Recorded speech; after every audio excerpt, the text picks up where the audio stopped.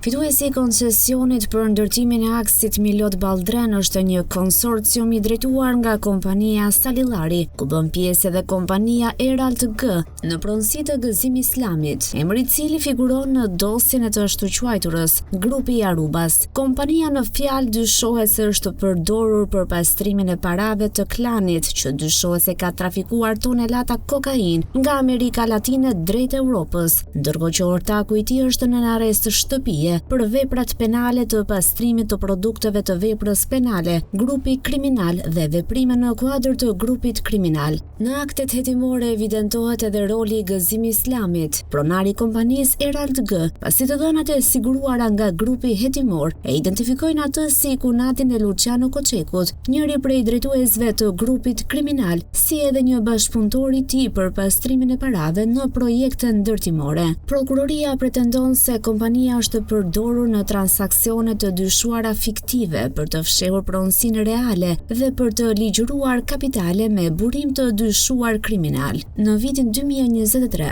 Eralt G bë bashkëpronare e kompanisë LTDCO, e themeluar në vitin 2014 nga Koçeku. Emri i Gëzim Islamit përmendet në disa episode të ndryshme të dosjes hetimore, mes tyre edhe në një transakcion që SPAK dyshon se është përdorur për të legalizuar mbi 31 milion lek. Për këto dyshime, gjykata e posaçme i ka caktuar Islamit masën e sigurisë arrest shtëpie.